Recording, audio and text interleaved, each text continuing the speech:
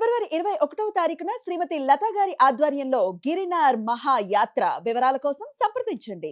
నమస్తే, welcome to Suman TV. నేను పద్మిని. ప్రస్తుతం మనతో పాటు ప్రముఖ ఆధ్యాత్మికవేత్త, వాస్తు జ్యోతిష పండితులు, లలిత ఉపాసకులు, వాస్తు జ్యోతిష శిక్షణ నిపుణులు బ్రహ్మశ్రీ నానాజీ పట్నాయక్ గారు మనతో పాటు ఉన్నారు. మాట్లాడదాం సార్. నమస్తే సార్. శ్రీమాత్రే నమః.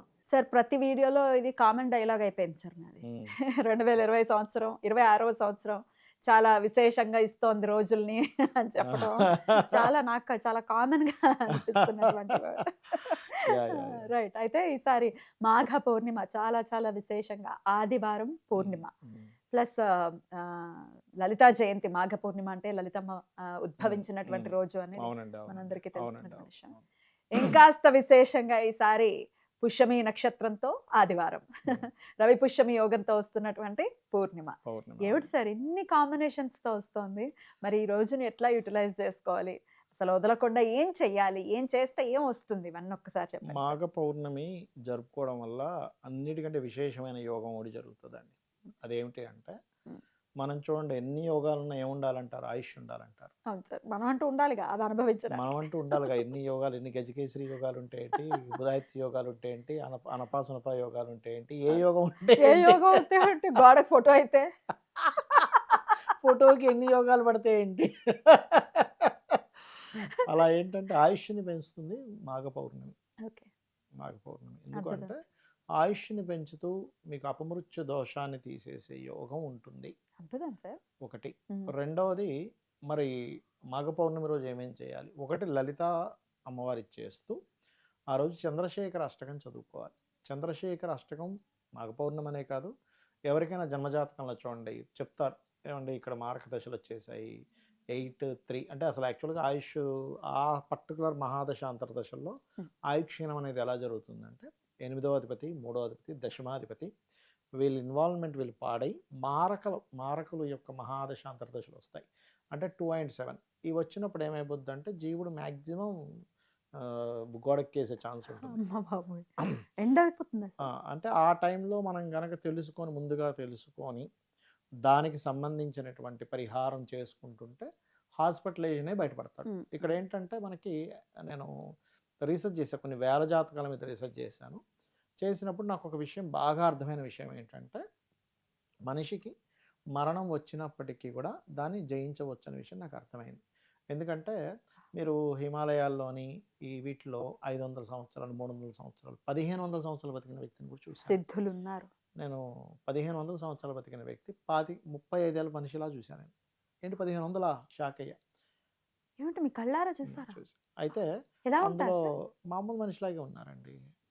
అయితే చెప్తానండి ఎందుకు అలాగాని వాళ్ళ జాతకాలు కూడా తీసుకొని చూస్తే నార్మల్గానే ఉంది, కానీ వాళ్ళు సాధన వల్ల పెంచుకున్నారు.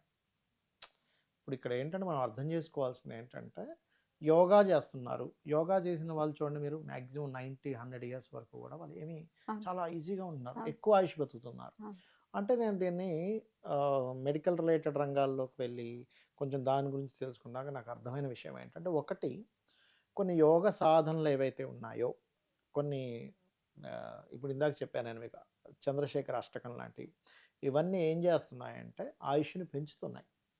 ఆయుష్ని పెంచుకునేటువంటి వాటిల్లో మాఘ పౌర్ణమి నాడు చంద్రశేఖర అష్టకం చదువుకోవడం, లలిత చదువుకోవడం, ప్రాణాయామం చేయడము, yoga.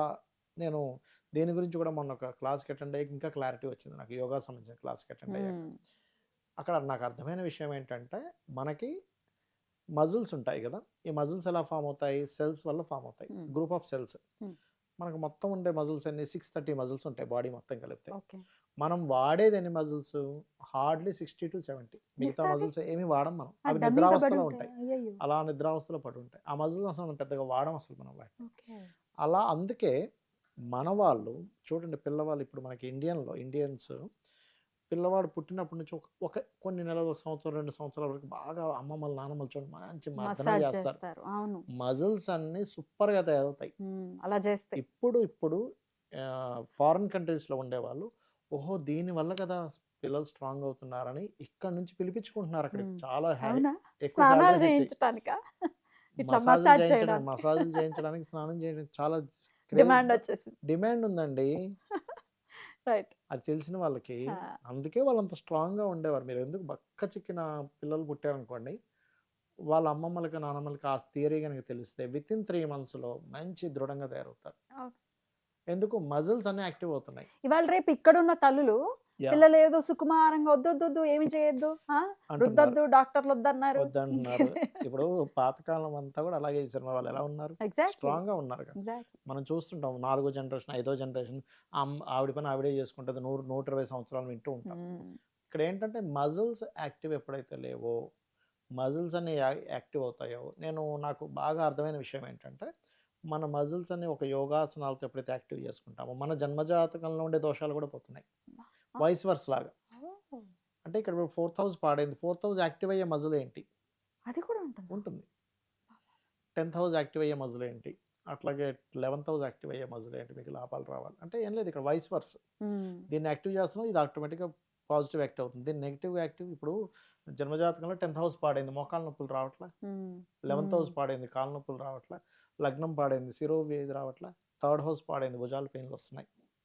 4th house 5th house 4th and 5th houses పాడే హార్ట్ అటాక్స్ వస్తున్నాయి. మీరు దాన్ని యాక్టివ్ చేసుకోగలిగితే ఇక్కడ ఉండే దాన్ని స్ట్రాంగ్ అవుతుంది ఆటోమేటిక్గా. అలాగా ఈ మజిల్స్ని స్ట్రాంగ్ కనుక చేసుకోగలిగితే అపమృత్యు దోషాలు కూడా తగ్గుతున్నాయి.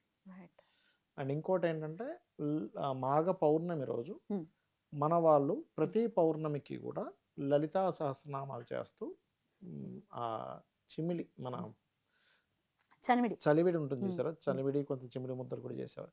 అమ్మవారికి నైవేద్యంగా పెట్టి ఆ నైవేద్యాన్ని ఎంతో భక్తి శ్రద్ధలతో పిల్లలకి ఇచ్చేవారు. వాళ్ళు తీసుకున్న వాళ్ళు మానసిక రుగ్మతలు ఉండేవి కావు. వాళ్ళకి చాలా ప్రశాంతంగా టెన్షన్స్ లేకుండా. ఇప్పుడు చూడండి చిన్న పిల్లవాడికి కూడా టెన్షన్, హోంవర్క్ టెన్షను, ఏమవుతుందో టెన్షన్, ర్యాంక్ రాకపోతే టెన్షను. అసలు ఒకప్పుడు ఒక 25 ఏళ్ళ తర్వాత స్టార్ట్ అయ్యేది వాడికి. ఒక వివాహం అయిన తర్వాత ఒక బాధ్యత. అప్పటి వరకు హ్యాపీగా ఉండేవాడు. అసలు పుట్టినప్పటి నుంచి హ్యాపీనెస్ లేదు ఇప్పుడు. నిజం సార్. నర్సరీ నుంచే కాంపిటీషన్ కదండి. నర్సరీ నుంచే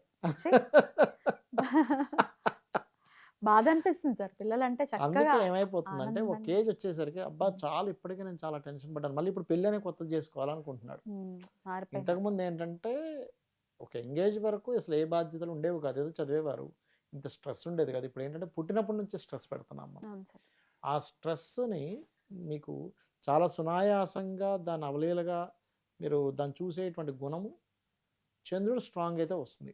చంద్రమా మనసో జాత అన్నారు కాబట్టి చంద్రుడు కళలన్నీ కూడా అందులోకి వచ్చి లలిత అమ్మవారి యొక్క అనుగ్రహంతో మనం ఎప్పుడైతే పిల్లలకి ఆ ప్రసాదం పెడతామో బ్రహ్మాండమైన ఫలితం వస్తుంది. అయితే నేను చెప్పేది ఒకటే, ఎవరికైనా జన్మజాతకంలో 8th హౌస్ పాడైంది, మారక దశలు వచ్చాయి, 3rd హౌస్ పాడైంది, ఎందుకంటే 3rd హౌస్ ఇది నాడీ మండలం అండ్ ఊపిరి 3rd హౌస్ అంటే, 10th హౌస్ పాడైంది అంటే కనుక మారక దశలు వచ్చిన అర్థం. దానికి మీరు ఏం టెన్షన్ పడకుండా హ్యాపీగా చంద్రశేఖర అష్టకం కనుక చదివి లలిత చదువుకుంటే 100% అది క్లియర్ అయిపోతుంది. నువ్వు మార్కండేయుడిని రక్షించినప్పుడు మార్కండేయుడు ఏం చదివాడు? లింగాన్ని పట్టుకుని చంద్రశేఖర అష్టకమే కదా. చంద్రుడు ఊపిరికి కారకుడు. సో ఊపిరికి కారకుడైన చంద్రుడికి సంబంధించిన అష్టకం చదువుతున్నాం.